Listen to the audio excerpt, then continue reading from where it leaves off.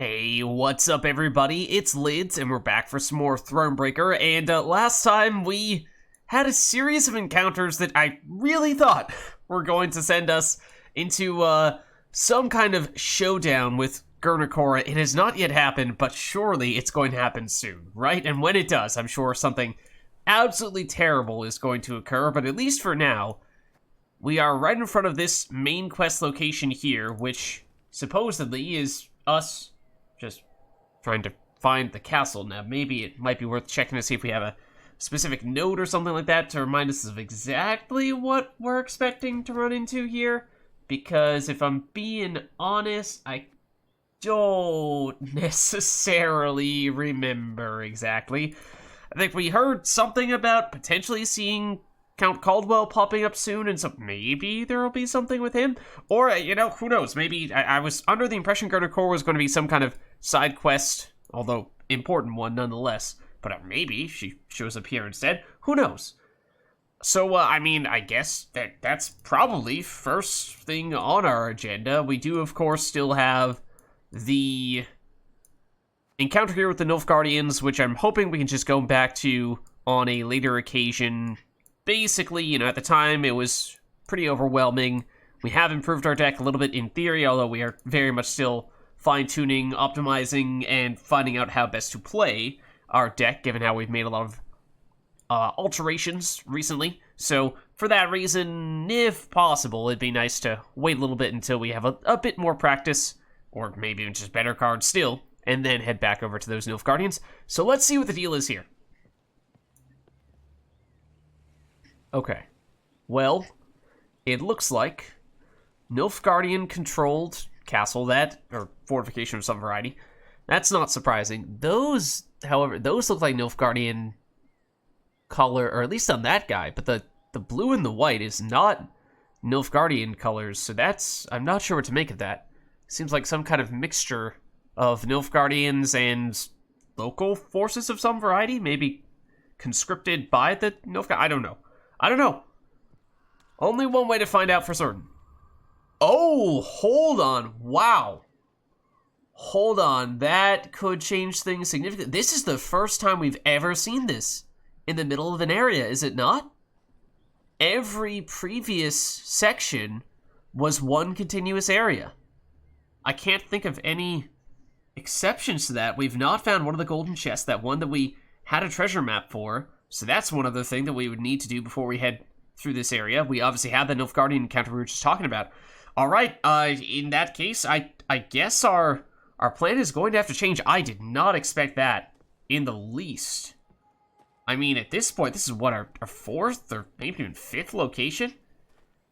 So for it to be a somewhat significant difference to all the other ones at this late stage in the game, that is definitely a curveball that I was not expecting to be thrown our way.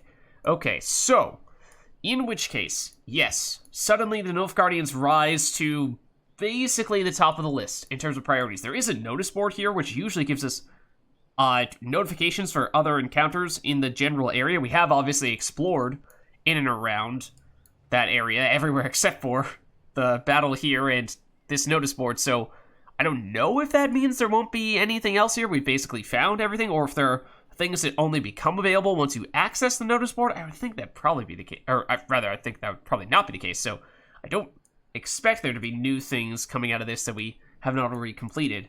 But, does that mean Gurnakora is in the second half as well? That would seem a little bit odd that we have all this build-up for that encounter, and yet we don't see her yet in this area. There is also the hidden chest, which we made some efforts to find that. But that might be worth giving a further look. Hold on. It's not... Can we see the maps from this inventory? Oh yeah. Close letters. Open maps. This one. Elven engraving. Because where is this?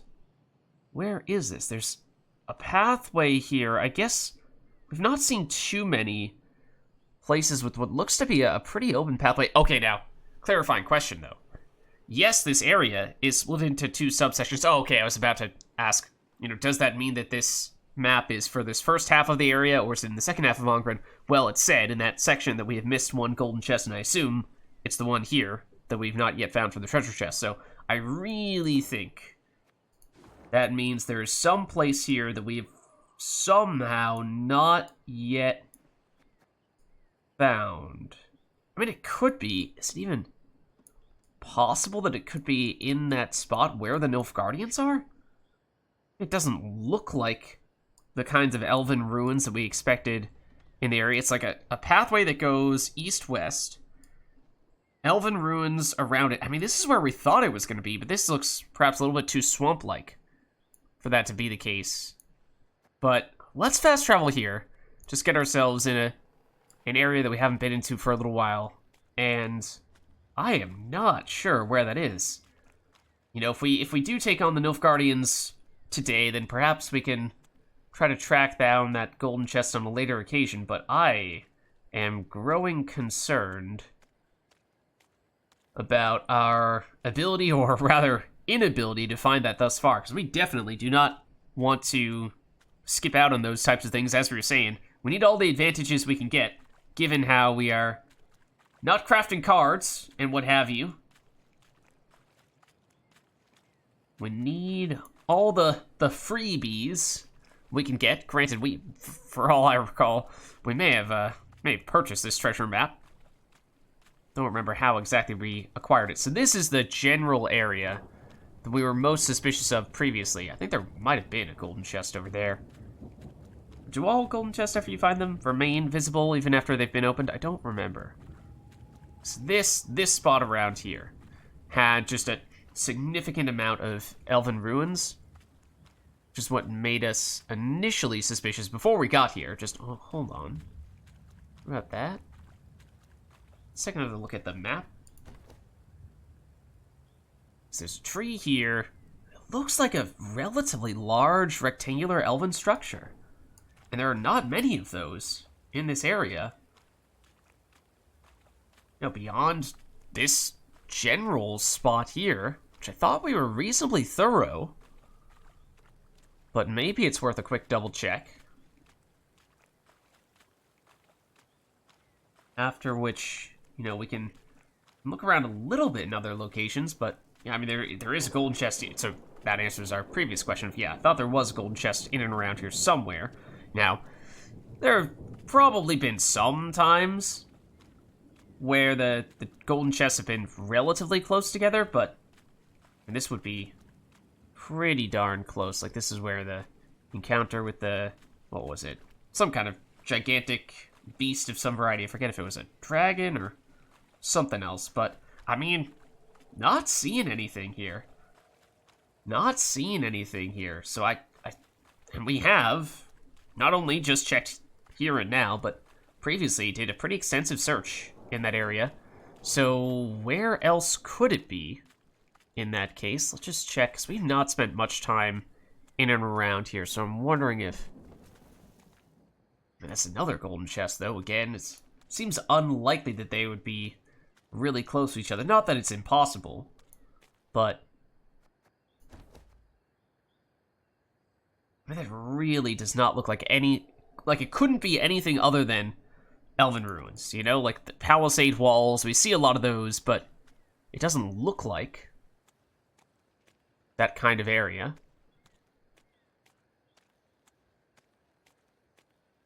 So, you know, I think we'll wander around a little bit here, trying to find some spots where it might be, and eventually we'll make our way over to the Nilfgaardians. And that's where we were before.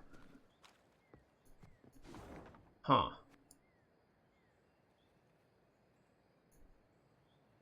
I feel as if that must mean, like, we looked around here a little bit, but now I'm wondering if this seems like it's more likely then, because where else are there any runes of that variety? Here, here, and maybe in this area. I don't remember if this is where we first encountered the druids. I don't remember if we had the treasure map in our possession at that point in time or not, unless it's way back. Is there something way back near the beginning that looks like it has ruins? Don't think we can get here. Yeah, wow. I mean, and maybe it's just something that is usually in a blatantly obvious spot that for some reason we just didn't catch when we first walked by it, but I think we go here. This will bring us relatively close to the Nilfgaardians. Place that we haven't been to for a while. But let's check this again, where we initially ran into the druids. Doesn't really look like the same area that was showing up on the map, so... And yes, there are ruins, but not the same shape and style, it doesn't seem like. So I would be a little bit surprised, unless it's, you know, like, hidden back here, even still. No? Okay. I mean, yeah, maybe there's a chance that it's in that area with the Nilfgaardians that we've not yet fought successfully, but that seems unlikely. That, again, palisade walls, just not really the style of ruins we're looking for. Sort of rectangular elven ruins. Like, these are, yes, elven ruins, kinda, sorta, but definitely not the size and shape that we're looking for. So it really feels like we just keep on striking out. Just cannot find where these might be. I mean, that looks a little bit like what we're looking for, at least stylistically, but shape-wise, again, need sort of a more holistic rectangular room, more or less. Which is just not really something that we are seeing anywhere thus far. In the lumberjack camp? I mean, it has the right shape, but not really the elven ruins at all. Let's see, where else were we saying? So we've looked all around here. Did we go up to this one? Might have even gone all the way up to that one. We went to something up in this, might have been that corner. So just this, basically, right next to the Nilfgaardians. Yeah, I guess we'll look here, and then we'll go pay the Nilfgaardians a visit, because at this rate, I don't really know where else to look. I mean, unless it is truly in the other area, and there's a different golden chest that we're missing here. That would be, that'd be a little devious. Rather misleading. I mean, it's possible, again, because this is our first time with this being the case, where the section is broken up into 2 subsections, so don't really know how to read into that when it comes to, do maps apply to the whole area, or just one half of the area? Yeah, check the map again. So just have not seen anywhere where there's this nice, clean, what looks to be a pathway leading up to it, or, you know, like, grass on either side, and maybe this is not a path, but, you know, it's at least cleanly delineated in a way that not really seen elsewhere. Again, this shape of elven ruins, really haven't seen. Closest thing, maybe, is that southeastern section where we fought the Giganto dude, but certainly not. I mean, we've looked there extensively at this point, and it's much more in shambles than what this seems to be. And then just one single tree in what seems to be almost like a courtyard, which we just haven't seen. I mean, that's maybe the closest thing to this, where there's a bit of a clearing, but not really, to the extent that we see in the map. So I'm feeling like we're potentially just gonna miss this thing. I don't know. Not feeling very optimistic about it. And then here's a golden chest as well. So if we had any thoughts of like, oh, well, maybe we'll get bailed out by completing this Nilfgaardian encounter. Now that we're closer, can see, no, it's palisade walls, definitely not elven ruins, so it doesn't look like that place that we saw. It's right next to a golden chest. It'd be pretty darn unlikely that we get another one right next to it. Maybe somehow, some way, this notice board bails us out, but even then, no, the treasure chest maps are usually completely independent from things shown up here, so I don't know. So I guess we will just, in that case, focus entirely on the Nilfgaardians, and maybe we will get a stroke of inspiration on a later occasion that will lead us to the place that we're trying to go for the chest, but as of right now, I feel like we've been quite thorough with our exploration. And apparently we're missing a chest here somewhere, but I do not know where it is. I mean, maybe some of these places with the question marks. Some of the ones where we can convert one form of currency for another, which we have not really spent any time at recently. Maybe I'm forgetting and one of them actually does somehow give us a golden chest of some variety. Or access to one, and then at least if we can find a golden chest here, even if it's not the golden chest in the map, then we can say, all right, well, that's the, what was it, like the 7th and final chest in this area, and then we can say much more safely that, all right, well, the treasure chest does still apply to this other area over here, and that's why we haven't found it yet. In fact, is there anything that if we peer at this second half of the map that would seem to be reminiscent of the images on the treasure map? I mean, I'm not seeing anything that looks like Elven Ruins over here. Unless that seeming like cave area somehow leads us to something that looks like that. Okay, that is, however, I mean, that suggests that we have somewhere that we just haven't found yet that should look like the place on the map, but I cannot find it. Maybe. In that case, I might start to think that I'm just completely misinterpreting what some of these things... I mean, what else could those be, though? Besides Elven Ruins. Like, maybe this is not a pathway, but that's definitely a tree. These are definitely Elven Ruins. I don't know. I don't know. Alright, anyways. Nilfgaardians, we will fight them. Is our deck better than before? Maybe. Do I know how to play it? Oh, heck no. So, we'll see how this one turns out. I'm not terribly optimistic, at least on our first attempt for this one either, for that reason.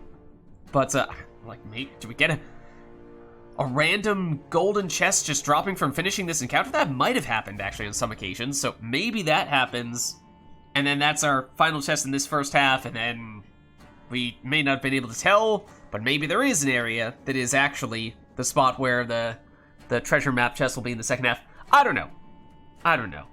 Alright, so the thing is, we got all these new Skellige people, and we have barely used them at all thus far, and they are not that intuitive. We also have not used them for quite some time, so I'm going to need to remind myself how exactly they work. They damage themselves and they damage opponents, right? So let's see, order damage self by 2.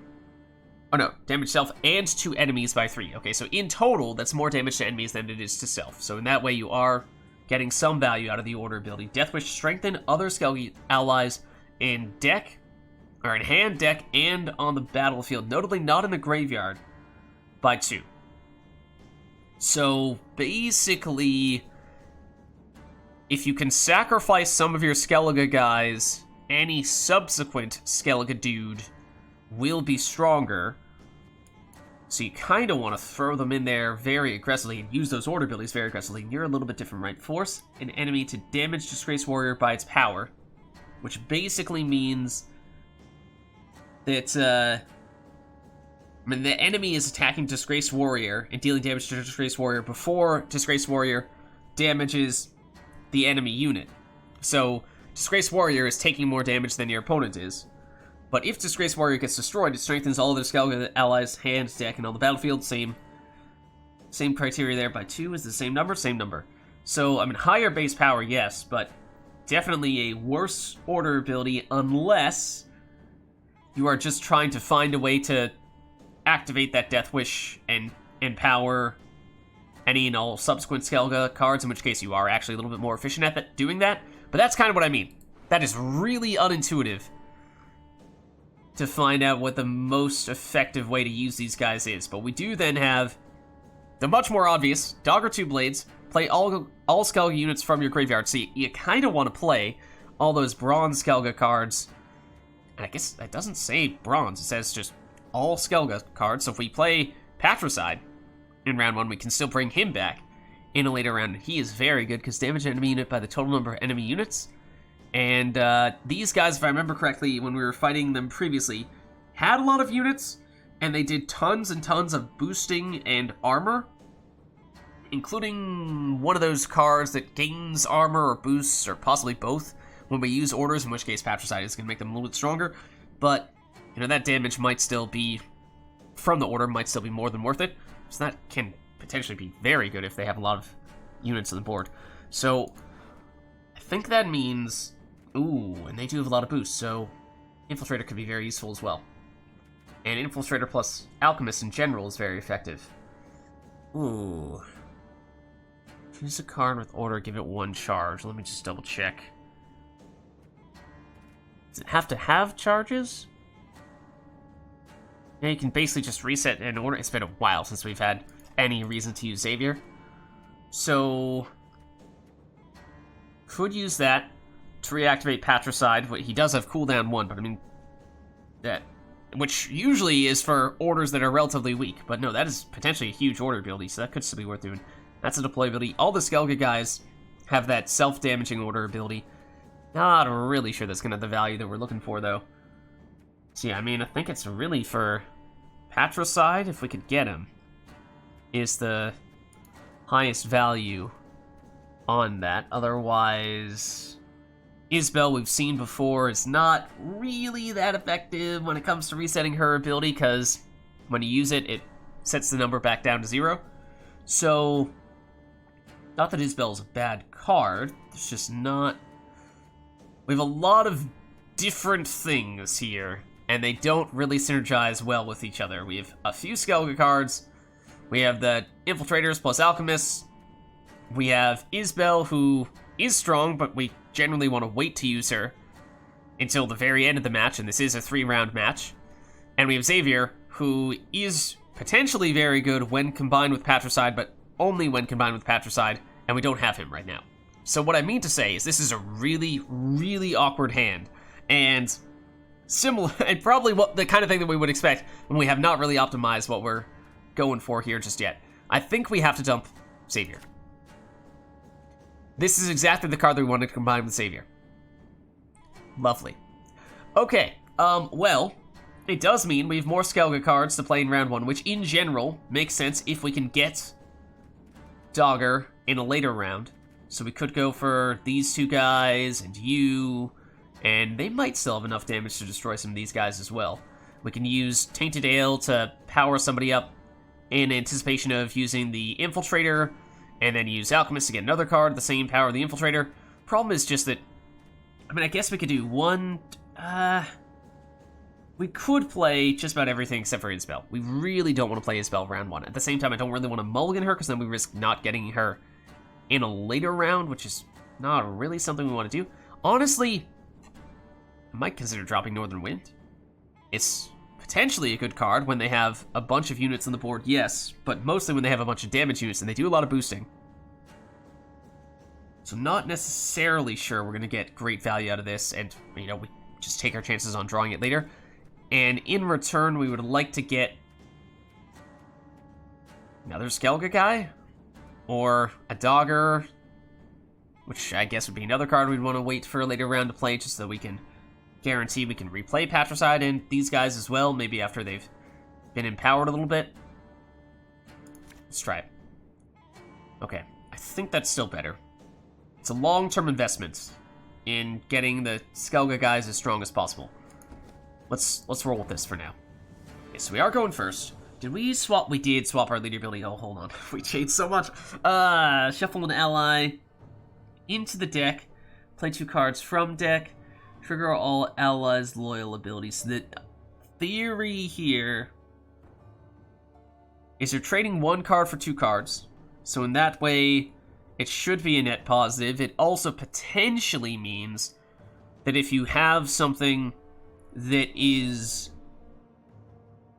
strong on the deploy ability, you may be able to put it back into your deck and replay it in a later round and get another round of that deploy ability. So something like an Alchemist could potentially be a good target for that leader ability. It's very similar to what the Footman ability is, of course. In this case, though, it would put Footman... these guys, they do usually go back into the deck. Okay. I guess so, it's very similar to what Footmen do. It's just that we, I think, get to choose what we... no, do we... Play 2 cards from your deck. Do we get to choose which 2? I honestly don't know. I'm not sure if we've used this yet. Again, so many changes we've made. Does start to make matters a little bit trickier. I think we start with the Disgraced Brawlers, though. We want these guys to get destroyed relatively quickly at that. My disgrace ends here. Time I wiped it away. Okay. So your deal. Resilience. We obviously don't like that. Strengthen all copies of this unit in hand, deck, and on the battlefield by 2 on deploy. So you're only going to keep getting stronger. Image enemy by the number. Your allied units, cooldown 3. So yeah, I mean, that's at least a very solid source of damage. So you will continue to get bigger, which means you could eventually be a decent target for the Tainted Ale. When we do this, we want to make sure that we have enough time to actually destroy the card, while also giving us enough time to still put an Alchemist or 2 next to it. So that is a little tricky to get that timing right, and we may prefer to have you be the one we go after with the Brawlers and the Disgraced Warriors. Yes, hold on, because if we sacrifice one of you, the ones that are still on the board will get stronger.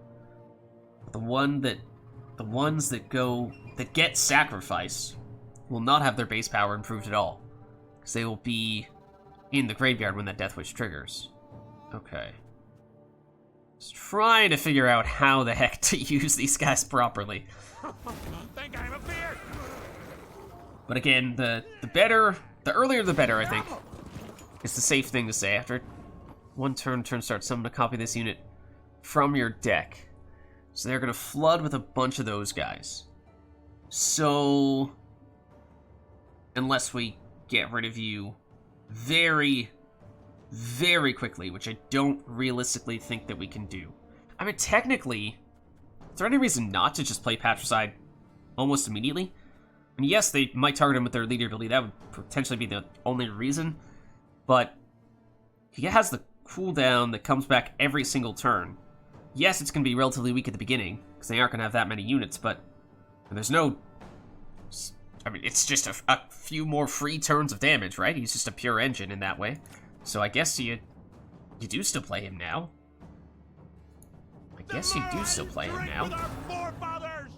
And it's not as if this is going to be enough. Damage self and 2 enemies by 3. So we can hit both of you in both cases. It's nowhere near enough to destroy you. Our leader ability, I mean, it's cooldown 6. That's huge. It does mean we get some damage from the Arbalists. So, I mean, there is... all of the stuff that we have does not synergize with the other components of our deck. Nothing is a natural fit. But if we were to put... I think we basically just have to go for the Footman here, because we want to keep you guys on the board. If we do this, do we get to choose? We do get to choose. Okay. I mean, that could be really useful for guaranteeing we get a Dogger. Could also mean we use Xavier to get Patricide's ability back. Otherwise... oh, okay. I mean, this is one of the rare opportunities to choose the exact card that we play in Thronebreaker. I mean, Gabor Zigrin actually almost has enough damage to destroy you. In fact, may very well have enough damage to destroy you when assisted by these guys and these guys. So I think we may opt to do that, and then maybe also get even more Skelga stuff going so that in round 3/2 we can get the maximum value out of Dogger. Like, we have 2 left in our deck here. So let's go Gabor. And which one of you is preferable? That I'm not as sure about. I guess we'll go for, I don't know, you. Okay, so that unfortunately hit the guy that I don't really think we wanted to prioritize, but now I think we'll still have enough damage to clean up with these 2, hopefully. So we go Gabor, and Gabor, your job is to deal 15 damage. Okay, well that's enough in and of itself, because we did upgrade Upgrade Gabor not that long ago, and even has a little bit of extra damage to put to use too. Okay, so then you... I don't remember... Is today the day?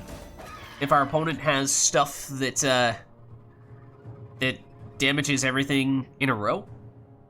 Okay, I mean, certainly that appears to have been a very net positive play for us, so that is nice. Is it worth doing this here? I mean, this card does have resilience, so damaging it now reduces the amount of value they can get long term. So maybe we do, and we kind of want these guys to get destroyed, right?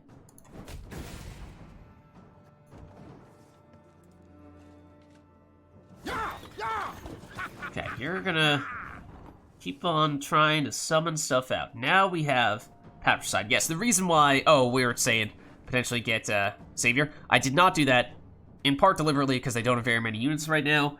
And so although Patricide eventually might be helpful to get the charges back from Xavier, it seemed like maybe, assuming that we get Dogger to replay Patricide in later round, seemed like Patricide plus Xavier in round 2/3 would be still possible, and is what I plan to do to get better value out of our next round of leader ability. It's just going to be a while until we get this again. Okay, so we could put these guys back into our deck if we really wanted to, but let's see. So let's use you to, well, So we could have you destroy Disgraced Warrior if we really wanted to. Then that powers everybody up, which is not good for this round, because it's still net negative. This round, we're just allowing them to deal 11 damage to us and remove 9 points of value on our side of the board. On the other hand, well, then we gain, what? 2, 4, 6? So, lose 9 to gain 6 in the immediate, so negative 3-point play in this round. But it means that all these guys are stronger when we bring them back with Dogger in round 3, so it's a tough mental arithmetic to work out. I mean, technically, if we play Disgraced Warrior and then use this Disgraced Warrior, we have one more Skellige card that's getting stronger, so I guess, technically speaking, that means that we ought to do this. But if our intention is to destroy you, then I don't really think... Yeah, technically, probably would have had to have used Alzur's Thunder to make that happen. And even then, even with Patricide, I'm not sure that would have been enough. These guys, I'm pretty sure, are going to be very annoying. We could, however, if we wanted to, go after you, and if you damage for 4, you'll survive as 7 power, then you'll damage and destroy the veterans. So it's all a matter of what are we prioritizing? Increasing the base power in these guys for when we bring them back in the future? Or do we prefer getting rid of their resilience, because that is also long-term value for them? But, I mean, we have Patricide every turn, and should pretty soon, you would think, have enough damage to destroy that, because they just need to play a few more units. So I'm gonna hit you, and guess do this. I guess do this. Still have a lot of questions about that, but okay. So now we made it so that was gonna be +8, -9 +8, so on net +1, but really wanted to shut down these Magni divisions before. Ah, yeah, and these guys continue to get stronger. So yeah, on second thought, it might be worth getting rid of some of these guys. Otherwise, I mean, we can continue to sacrifice more Skellige cards, but I think, you know, there's a certain level where you reach the diminishing returns, and I don't know what that number is in terms of how many you should sacrifice before you should instead just go after destroying cards, like you, which I think may still be worth doing. Like, you hit us... See, we are functionally a 13 with the armor, so we're going to be a 7, which means we should still be able to destroy you. We will be weakened, but able to destroy you. Technically, we should do this first, so that we can maximize the damage. And, I mean, yes, we can break through the armor, at least, on the Magni divisions at this point, but can't destroy them with Patricide. And... Unless... Is it worth an Alzur's Thunder here? So if we go Patricide plus Alzur's Thunder, we shut off the engine. It's 11 point per turn engine, which is absolutely humongous. So, just verify this is 4 damage. You're functionally 13, so this drops you down to 9, so Alzur's Thunder is enough, and we get a little bit of value hitting you to the side as well. Obviously nothing on this side of you, but... Okay. Okay. I think we can justify that.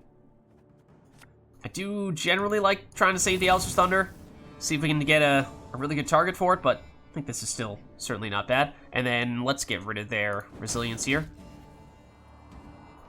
We'd like for them to pass soon, I think. Off to the front yet again. Well, that's a lot of resilience. That's a lot of resilience. Let's see, we have 5 cards, they also have 5 cards.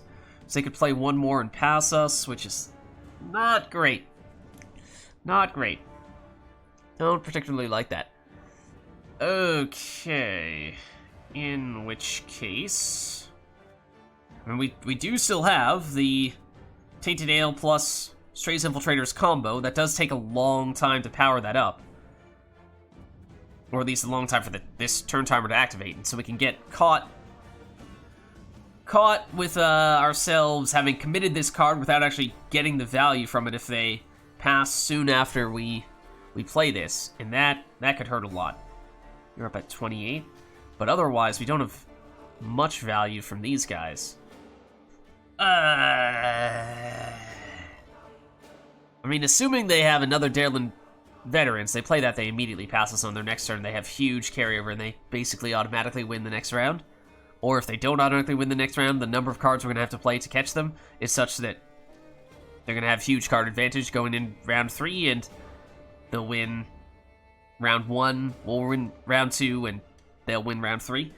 So, as much as it pains me, I think we might... Well, what if we... Here's what we do. We go one Infiltrator first. Then we wait and see what their reaction is. And if they pass, then we can pass as well before having to commit the Tainted Ale. Does weaken our combo? Yes, but it means we potentially still have a way to have Tainted Ale plus Strays Infiltrator in a later round, so that can be, I mean, that might not be enough in and of itself to be win condition, but I was kind of hoping that, you know, we could save this combo here in its entirety. That's going to mean if we are relying on Tainted Ale in this round, then we are maybe not going to get the removal from it, but should still have time for at least the Infiltrators. Okay, so I still don't love it. Still don't love it. Power the unit on the right, so let's do this. Cork it. Then, let's see. 1, 2, 3, 4. Technically, we are making Patricide a little bit stronger, so that is kind of nice. So let's hit one of the cards that does have the resilience, not the one that is increasing the power of you. You, technically, we're getting more damage because you don't have armor, but again, there's some carryover potential here, so we'd like to weaken you up a little bit. Alright, they are still playing. These are still getting bigger, which means they have ridiculous amounts of carryover. Could we fool them?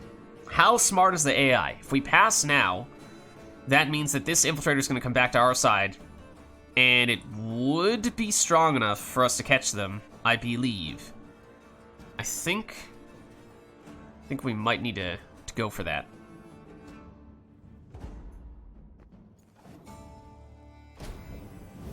Okay, so we are back in the lead, but they aren't gonna fall for that. Oh, but it took them more than one. No, the leader ability. Ah, that's crucial. Crucially important for them. Complete game changer. Okay, how smart are they? Because now the key thing here is let's see. So we have one more card than they do. Which normally means, in this situation, they would dry pass on this turn, not play anything. They would basically force us to play, what is this? 60, or 40, 58 points in one turn, or really 59 points in one turn, which we might be able to do with Dogger? Maybe. I have no idea how many points that's worth, but that's certainly our highest tempo play. So that's our only way to answer them in one turn, which is functionally what we would need to do if they do immediately pass. Otherwise, they could keep on pushing in this round as well. And although they have one fewer card than us, they have 3 cards on the board, all of which are fairly strong, which is why it looked like they were going to be down 1 point on that previous turn, but then which meant they would have had to have gone 2 cards down in order to win round 1, which would have boded much better for us long term. But the fact that they were able to break out that leader ability was completely, fundamentally changed the outcome of this game, or at least the dynamic of this game. So, well, we have Infiltrator plus 1 Tainted Ale. Again, this is slow, but when we do pull it off, is worth a fair number of points. Would have been better if we had both Infiltrators, but we had to split them up. In hindsight, you know, given how they were able to catch us, maybe we would have preferred to have just saved that. Bomber, also a long-term play, tough to use when combined with the Infiltrator, but this also works with the Infiltrators, I suppose. We drew into the Footman. That's a no-go. We draw into Dogger. Okay, that was a card we were going to potentially look to tutor out with our leader ability. Now we don't necessarily need to do that. Oh, but wait. What if we play Dogger, and then we use our leader ability to put Dogger back into our deck at the end of the round? So we can use him again in round 3. That might just be crazy enough to work. Not sure if we're going to have enough time to make that happen, but in theory, I think that is our best possible outcome. And then Xavier can be used in combination with Patricide, who Dogger will bring back. Okay. Okay, I think I'm starting to see the pathway here. The big point slam. I mean, either way, I think he's going to be necessary, regardless of what our opponent does in all likelihood. I'm not sure Bomber is going to be useful enough here. How much? You're up to 33? I think Barnabas may be more useful on this occasion. They do dry pass. Okay, so functionally, what that means is that we have 1 more card than our opponent. So, assuming that we need to have the same amount of cards as our opponent in round 3 to have any chance of winning, we must catch them in 1 turn. We must catch them in 1 turn. The only possible way for that to happen would be either the world's most amazing Barnabas, which no, I don't think is actually possible. So that wasn't really the plan. The plan is Dogger. How many points exactly is Dogger worth? I do not know, because this is our first time using him.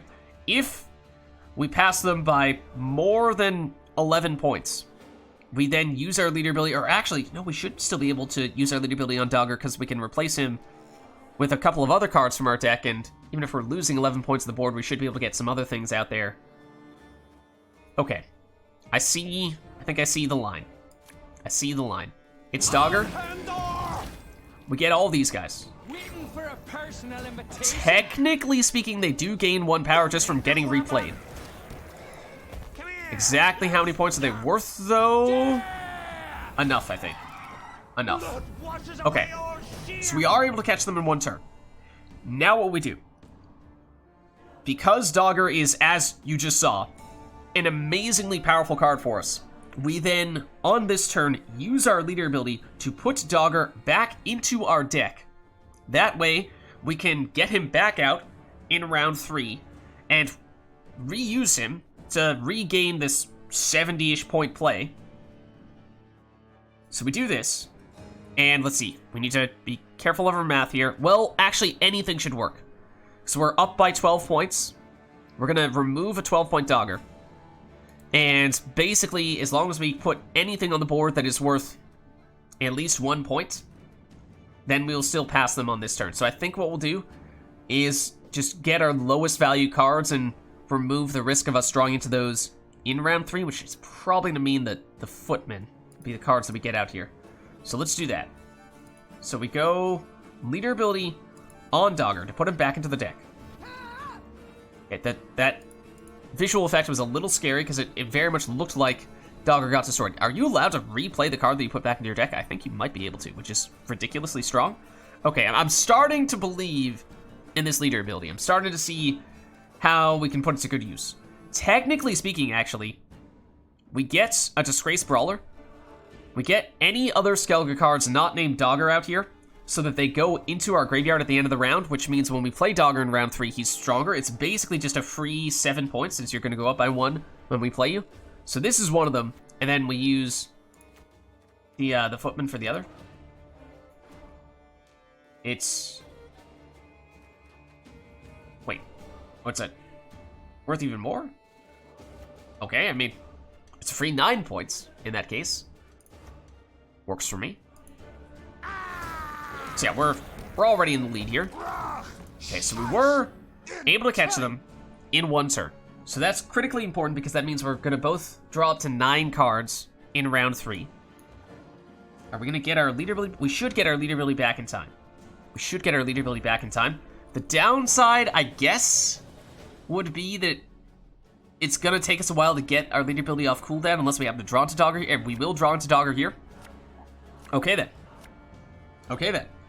So we play Dogger turn 1. The reason why we do that is that way we get Patricide out immediately, which means we maximize the amount of time he has to use his order ability. We could potentially, if they destroy one of our Skellige cards, we could use our leader ability once it does come back off cooldown to remove and replay Dogger, get that Skellige card back from our graveyard. Otherwise, you know, whatever else is in our graveyard, which I think at this point, there's Northern Wind, it's a Bomber, we should try to get that.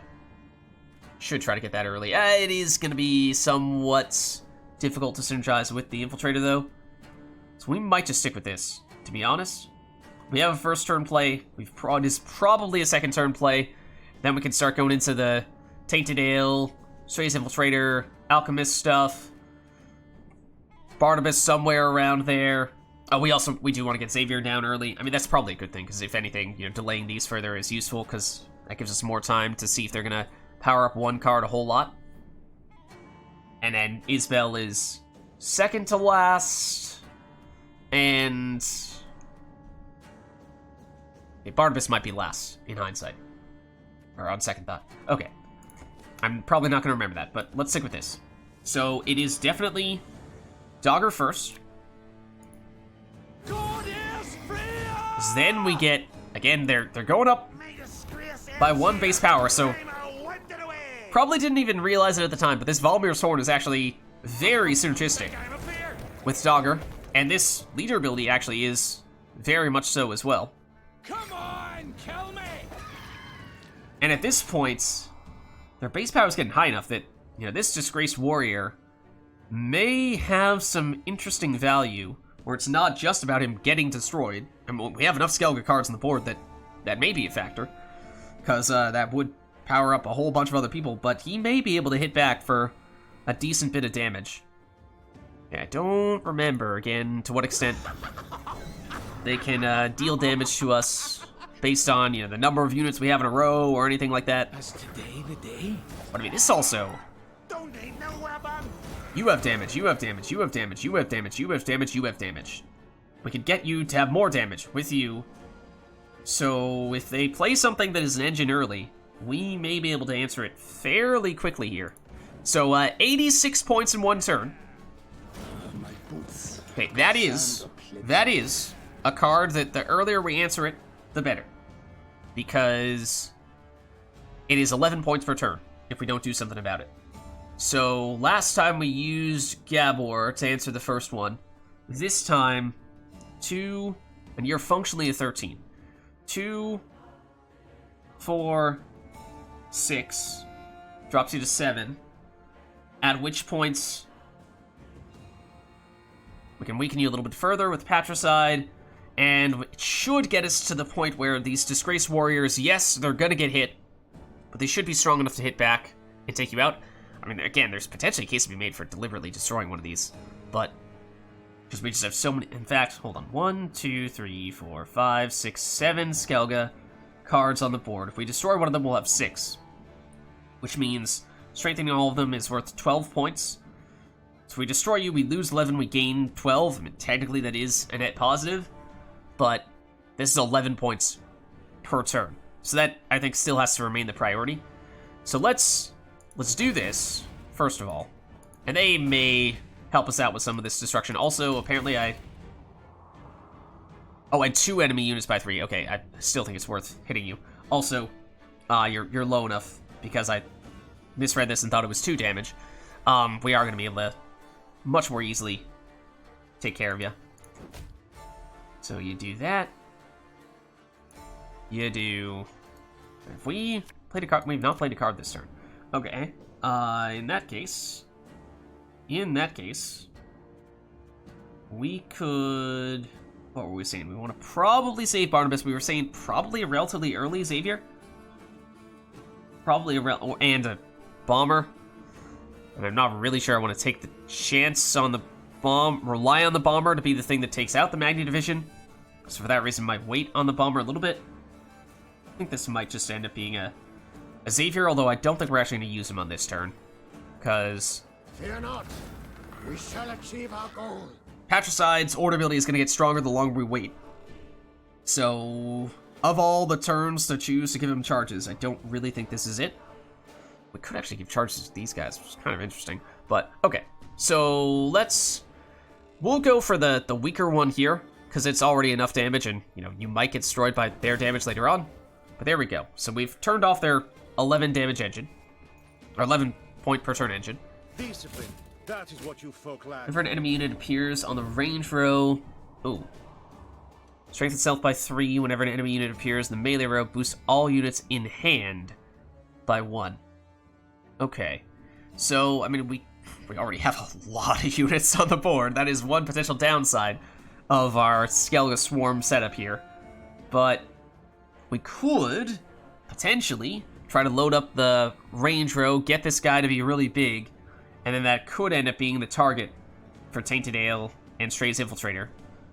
Otherwise, this is the time where we get out the bomber. The thing is, we don't want to put the bomber in the row, or the fire, in the row where we're planning to use the Infiltrator, otherwise we run the risk of destroying our own Infiltrator, and that is not something we want to do. So... were these guys... Did they have one of those humongous cards we've seen some of the Nilfgaardians have that's like, you know, over 100 points and basically says, you know, damage self by a huge number if one of the other units gets destroyed? Because usually that means destroy the other units and deal a whole bunch of damage, and that is the key to success. I don't remember if these guys had one of those types of cards, but they may have. But our alternative there would be use a Tainted Ale, although those guys might have restraint, in which case we might not be able to use this on them. But the Infiltrator doesn't work on restraint units either, or on boss units either. Okay, in that case, might not be able to rely on that. But I'm not necessarily sure I want to commit these guys just yet either, for that same reason. So I don't know. I don't recall, one way or the other. So... I think... For lack of other... I mean, we could otherwise play a relatively proactive Isbel. It's generally not something we want to do, because... I mean, sure, they don't have a lot of units right now, so that means their damage is not enough to immediately answer her, but we're asking for trouble, potentially, by doing that, or who knows, they have other damage in their hand. So, I think it kind of has to be this. And, is it unit? Unit. So that means Tainted Ale should not affect this. So it is not a unit. Then again, well, I'm not 100% sure I trust Thronebreaker in that way. So, we'll go here. We'll go...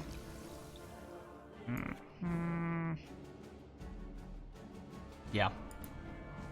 Here, then Infiltrator, then we'll try to play something. We might have one turn to play something in our range row to power you up a little bit further. So otherwise you're not going to be that... Yeah, you're not going to be that big. This does make you stronger though, right? Boost you by 10? Okay, we're going to give it a shot. Gonna give it a shot. It's, probably not going to be a perfectly optimized Tainted Ale, as we had said. Return, turn start, boost adjacent units by 2 if this unit has armor. Okay, I mean, we were about to put an Infiltrator right here, so that could work. You're going to be boosting the Infiltrator in that case. I mean, it would work if you were getting boosted as well. But let's go here, just double check. Boost self, power the unit to the right, yes. Fuck, our ass is moving. Like that. Okay. Helps us out a little bit. That also helps us out. Going after Patricide. Honestly, if you destroy Patricide, that's fine. Did we have something in our previous turn we could have gone after with it? I think it might have just been the Brigade, which we didn't want to go after for obvious reasons, but okay. So now we would like to set a row on fire soon. Was kind of hoping they were going to start playing things in a different row, but we do want to play stuff in our range row so that this gets a little bit stronger, so we can get you a little bit stronger. So it's not you yet. Probably want to finish with you. Maybe you. Do have our leader ability back. Hold on. This is very deceptive because we actually only have 2 cards in our deck at the moment, and I think it's you and you.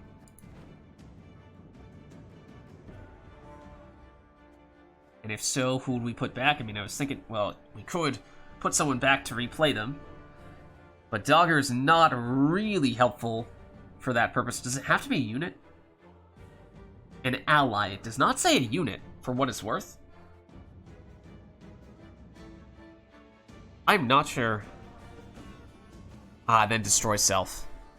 Okay, well, I tell you what. I mean, technically speaking. So, Tainted Ale,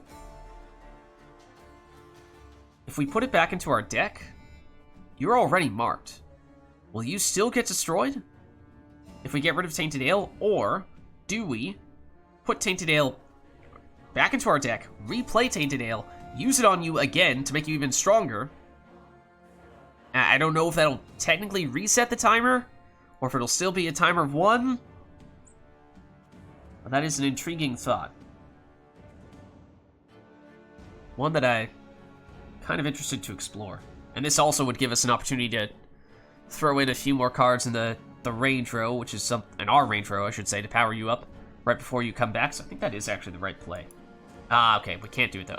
Luckily, we can cancel it out if we really want to. But is there anything else we would prefer to put back? Is this the one that we used its we used the self-damaging ability on all of these guys, but the one you guys have a more significant self-damage. It's the extent to which you usually kill yourself, but I guess not enough to be for that to be a huge factor. Like if you dropped out at 2, then I would potentially say, well, just replay it. You're getting decent value there. But Bomber, Northern Wind would be counterproductive here. Alright, I don't think we're going to use leader ability on that occasion. Don't think we're going to use it in that case. Alright, so all that being said, I think it just turns into you and don't shake that. We're going to put it here. And the reason we're going to put it here is because we don't want to set this row on fire at the moment. We do have another bomber in our deck, so we will get it out. And once this guy comes back to our side, we will then use leader ability, get the bomber, put fire in that row. This should make you stronger, just in time. And this on, I guess, you, for lack of a better option. You get stronger, you come back, you're 29, that's nice. It does technically make you stronger again, but so be it, because you are very quickly going to get destroyed. And by that I mean, like, right now. What is your deal? Boost self by the number of units in your opponent's hand after 3 turns, turn start, repeat deploy ability. Wait, what? After 3 turns on turn start, repeat. Oh, okay, so yeah, he's already gotten that boost. That brought him up to 15, which is not terrible. And after 3 turns, we're gonna have almost nothing in our hand, so that's not a huge deal.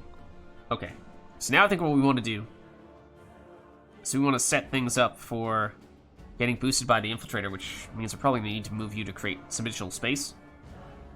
And that might mean that we play a proactive Isbel, because you can't use Alchemist on an Alchemist. So we need to put something else here first before these Alchemists work. So I think we do this. And then we do this. I am still wondering what the preferred leader ability setup is going to be. We could technically use it to replay Alchemists, which could potentially be worth something. I think at that point we are still going to run out of space in this row, though. Alright, so let's do...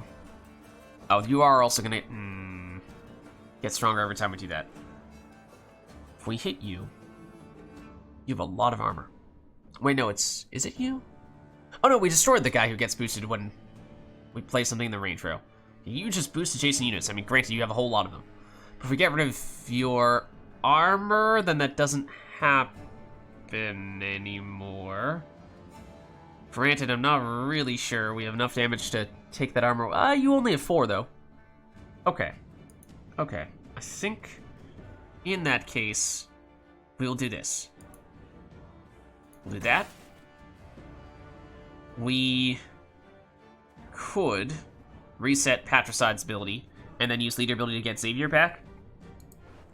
Use leader ability to get Xavier back and put a bomber on the board for the other row. I'm not sure Northern Wind is ever going to give us value when they have armor and no damage units.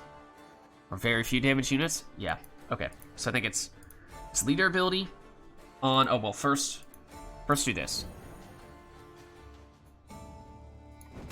So just trying to get rid of your armor, so you're no longer doing your thing. Then, can we get rid of your armor as well? I mean, the other thing I'm wondering is, can we get Disgraced Brawler, or Disgraced Warrior to work? Which, are we trying to remove with him, or are we trying to get him removed? Because we attack you, and you get destroyed. And as we were saying before, I think that is technically a net positive play. But you don't hit back, which, or you will not, on this occasion, be able to hit you back. Hit you back for 1. So we're trying to deal with that guy. I think we, if we get rid of your armor, that'd be kind of nice. But, no, we can't with this. We get Patricide reset, maybe? If we destroy you, then we can replay Dogger instead of Xavier, which may actually be better. Yeah, I think that actually is. Because then it powers up all of you guys. Then you can still do this, I guess. Basically going for the armor removal rather than the pure damage, because that's taking away 2 points per turn if we can break through it. So long term that's better, short term it's not. Yes, so now it is Dogger away, Dogger again.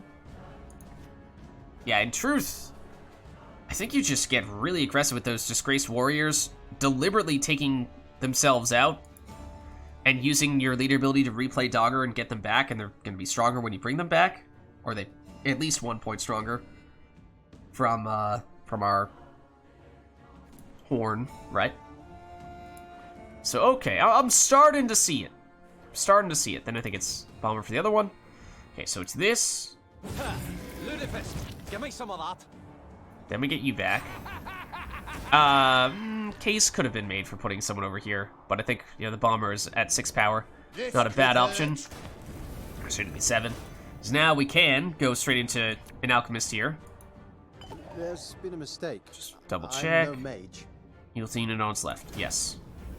Then we can go alchemist into alchemist. Then we can go Isabel second to last turn. Barnabas last turn. It's definitely a learning experience, figuring out how the heck to use this deck. Don't get me wrong. But I think we're starting to figure it out. So now we can do this to get rid of your armor. Because, yeah, basically it was just going to be a wall of these guys that are going to non-stop boost. At this point, now it's probably no longer worth removing your armor. Because it would take a bit to break through 6, and we could... Technically speaking, I think once again, it is actually worth having you get destroyed to power up everyone else, right?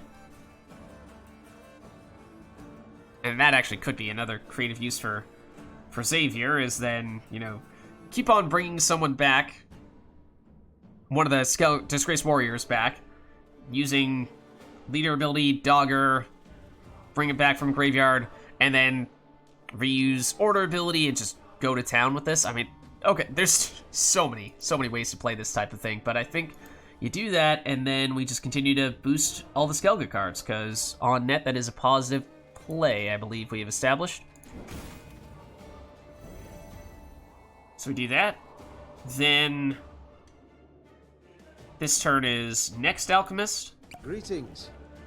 What is it?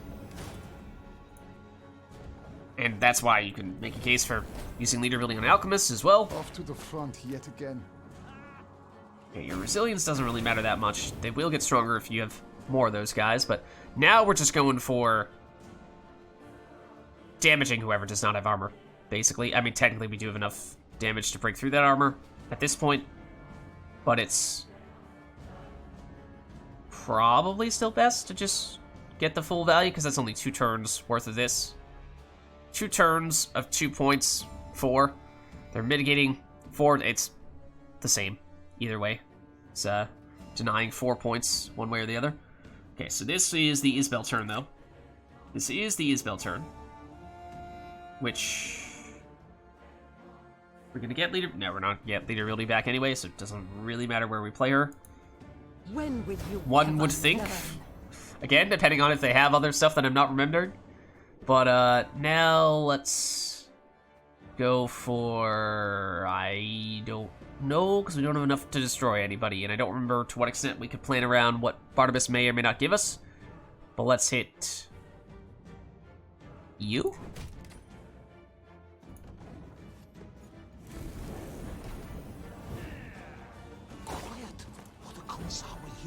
Oh no, this was 4 points per turn for 2 turns. So it actually was worth removing the armor.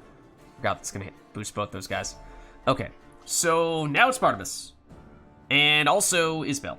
Let's Patricide first, because Isabel might destroy somebody, and that would reduce Patricide's damage a little bit. Okay, so now it is 4 points per turn versus that we would deny by removing the armor versus losing the 4 points of damage from the armor. So now it is actually even either way. So let's just hit somebody. And now let's go Barnabas first, then we'll use Isabel. Not really sure what we're looking for here, but we'll see. Draw 2 units, set their power to 1. Not really sure that's going to make a huge difference for us. Play a random bronze unit from each deck. Do we have any bronze units?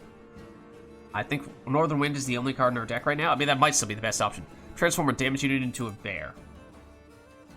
Bear is what?